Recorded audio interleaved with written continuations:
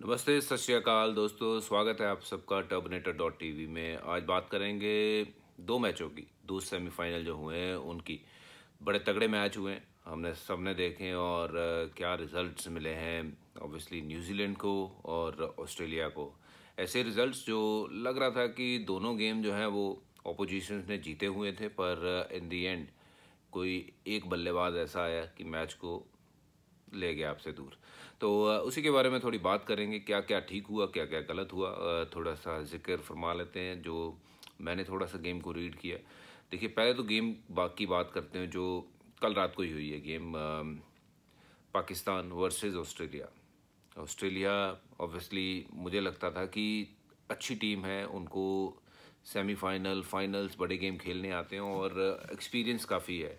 और वहीं पे थोड़ा सा एक्सपीरियंस की कमी देखी पाकिस्तान में। मुझे लगता है कि थोड़े जो क्रंच सिचुएशन थे वहाँ पे थिंकिंग रॉन्ग हो गई पाकिस्तान की। और वहीं अगर अपने आप को वो नर्व्स को होल्ड करते बेटर तरीके से तो मुझे लगता है वो जीत सकते थे। एक देखिए, बड़ा स्कोर बना लिया था पाकिस्तान ने, 176। सेमीफाइनल मैच हो और प्रेशर वाला गेम हो तो उसमें ये स्कोर कम नहीं है। हम ड्यू की बात कर रहे हैं कि ड्यू आएगी, ये आएगा, वो आएगा, बट कुछ नहीं आया, ड्यू नहीं आई। पर थोड़ा सा प्रेशर आया और क्रम्बल कर गई team.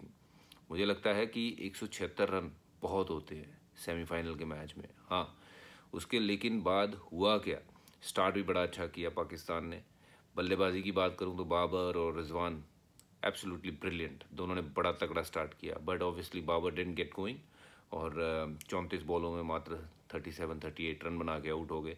But Rizwan outstanding outstanding batting throughout the tournament. और I think he is the main reason जिसके कारण बाबर खुल के खेलते हैं और बाबर को वो टाइम मिलता है जिससे वो अपना टाइम लेके बाद में खुल के खेल सकें। बट रिजवान अगर दूसरे एंड पे ना हो, जो वो शॉटें खेलते हैं या फिर अगर 15 बॉल खेलते हैं तो 35-40 बनाते हैं, या वो स्ट्राइक रेट रोटेट जिस लिहाज से करते हैं, वो बहुत सारा प्रेशर जो है ना वो बाबर के कंधों से हटा देते हैं। दैट्स द वन रीज़न कि Babar getting very successful in this format, because उनके सामने जो बल्लेबाजी हो रही है वो बहुत तकड़ी हो रही है।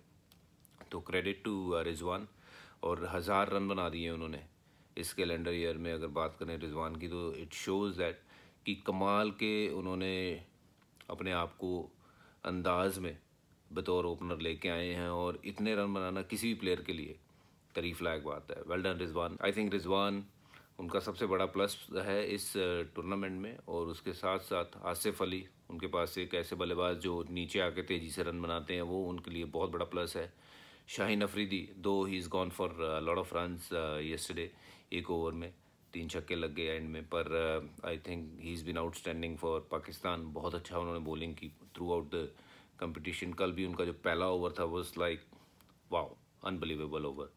But overall I think Pakistan के लिए कि काफ़ी गेन हुआ है इस पूरे टूर्नामेंट में। They have played some terrific cricket and of course going forward वो जो टीम बिल्ड कर रहे थे मिसबा, उसके रिजल्ट जो है वो अब दिखने शुरू हुए हैं। तो वेल डन टू मिसबा, मैं तो उनको कहूँगा, क्योंकि ये टीम उनकी बनाई हुई है। रिजवान और कई यंगस्टर्स को वो लेके आए थे। और उसके अलावा जो कल हसन ने कैच छोड़ा, बहुत उनकी निंदा हुई कि कैच छोड़ा गया है और उसके कारण मैच हार गए। देखिए, कैच जब तक कोई भी कैच हो वो पकड़ा नहीं जाता, वो आसान नहीं होता। और प्रेशर मैचेस में अक्सर ऐसे देखते हैं कि कैचेस छूट जाते हैं या फिर कोई ब्रिलियंट कैच पकड़ा जाता है। तो मैं यही कहना चाहूँगा, after all he is a player. भूल जाइए कि वो किस कंट्री का है, ये याद रखना है कि वो प्लेयर है और अपना वहाँ पे बेस्ट दे रहा है। उसको गालियाँ देना, उसको उसके परिवार को बीच में घसीटना, कीचड़ उछालना, वो सही नहीं है। तो मैं आप सबसे रिक्वेस्ट करूँगा, जितने भी आप देख रहे हैं, चाहे वो आप इंडिया से हो या पाकिस्तान से हो या कहीं से भी हो, कि प्लेयर को सिर्फ प्लेयर के तौर पे देखिए। और वो भी इंसान है, गलती हो सकती है, उससे हुई। यस, कोई भी प्लेयर कैच छोड़ना नहीं चाहता है। और जो गलती उससे हुई है वो एक लौती गलती नहीं थी पाकिस्तान जिसके कारण मैच हारा है। उसके अलावा भी बहुत सी ऐसी चीज़ें हुई हैं जिसके कारण पाकिस्तान ये मैच हारा है। तो मैं यही कहूँगा कि आप किसी भी एक प्लेयर को टारगेट मत करिए। हमेशा मैं यही मानता हूँ कि टीम जो इकट्ठी खेलती है वही जीतती है और इकट्ठे ही टीम जो है वो हारती है। तो हम जब कोई मैच हार जाते हैं तो किसी एक प्लेयर को टारगेट करना वो गलत बात है। तो टीम की जीत होती है, टीम की हार होती है, लेट्स एक्सेप्ट दैट। और किसी एक प्लेयर को टारगेट करना जो है वो बंद करिए। और बात करूंगा शाहीन अफरीदी के वो ओवर की जहाँ पे 3 छक्के लगाए। मैथ्यू वेड अनबिलीवेबल इनिंग, वो 17 बॉल में वो 40 आउट की पारी, अनबिलीवेबल। मतलब ऐसी पारी जो कि वो कुछ समय तक वो खुद भी बहुत याद रखेगा उनको, क्योंकि वो उनकी लाइफ की शायद उन्होंने बेस्ट पारी खेलती है अभी तक की। और इस पारी से उनका जो कॉन्फिडेंस है मैथ्यू वेड का, वो डिफरेंट लेवल पे गया होगा। और ऑस्ट्रेलिया ने जिस लिहाज से मैच जीता है, पाकिस्तान के मुंह से मैच खींच के लेके आए हैं और वो मैच जीता है। और ये दर्शाता है कि ये बड़े मैच बहुत अच्छा खेलते हैं, बहुत ही अच्छा खेलते हैं। चाहे एरन फिंच ऊपर से आउट हो गए, वार्नर वार्नर ने कल इनिंग तो बहुत तगड़ी खेली। वार्नर ने 2 चीज़ें जो की है, एक तो वो रिव्यू नहीं लिया, पता नहीं क्यों नहीं लिया, इतनी दूर से बॉल गई थी, वो रिव्यू नहीं लिया उन्होंने। आई डोंट नो कि बल्ले पे लगी थी नहीं लगी थी, बट कहीं देख तो नहीं रहा क्योंकि बहुत दूर से गया था वो बॉल। हाँ, हो सकता है कभी कभार आपको बतौर बल्लेबाज पता चल जाता है कि निक हुआ है, बट हो सकता है स्निकोमीटर ने पिक किया हो, वी डोंट नो। पर मैं चाहता था कि वो रिव्यू लें, सो दैट अगर रिव्यू लेते तो वो नॉट आउट होते, और नॉट आउट होते तो फिर शायद वो एंड तक बल्लेबाजी कर रहे होते मैथ्यू वेड के साथ, और शायद ज़रूरत भी ना पड़ती मैथ्यू वेड की, क्योंकि जिस लिहाज से डेविड वार्नर बल्लेबाजी कर रहे थे।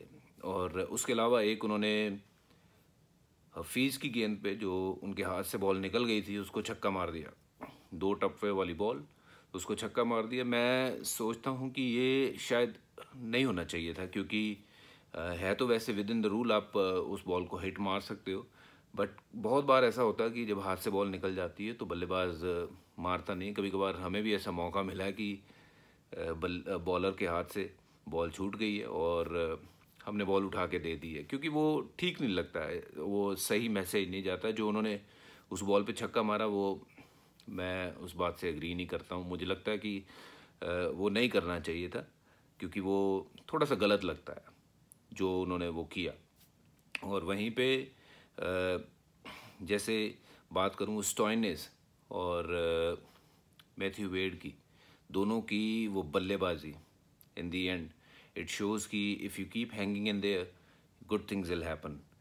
और इन्होंने दिखाया है करके, क्योंकि वहाँ पे ये लड़ते रहे। एक स्टेज पे ऐसा लग रहा था कि ये इम्पॉसिबल है, बट सिर्फ और सिर्फ ये आपके माइंड में चीज़ होती है कि इम्पॉसिबल जो है वो आपके माइंड में है।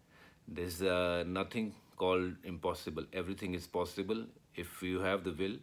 अगर विल है तो फिर सब कुछ हो सकता है। तो वो विल जो थी वो मैथ्यू वेड ने दिखाई, और उनके साथी ने दिखाई। और ऑस्ट्रेलिया अनबिलीवेबल अनबिलीवेबल विक्ट्री। और Pakistan obviously will be very disappointed, but yes they will learn from it and they will come back and play the next tournament with better frame of mind. बात करते हैं अब New Zealand और England की। New Zealand ने बहुत बड़े जो मैच विनर्स हैं, इंग्लैंड वैसी टीम को हराया है। वो कहते हैं ना कि अपने से बड़े को हराना वो दर्शाता है कि आप कितने बड़े खिलाड़ी हो। तो well done to New Zealand, well done Mitchell. उनके जो बल्लेबाज एंड तक डटे रहे, खेलते रहे, और क्या बल्लेबाजी की, ज़बरदस्त जेमिनेशन, आउटस्टैंडिंग आउटस्टैंडिंग। ऐसा लगता था कि सिर्फ और सिर्फ भागदौड़ सिर्फ केन विलियमसन के कंधों के ऊपर है, बट उन्होंने दिखाया कि उनके जो साथी हैं ना वो भी तकड़े हैं।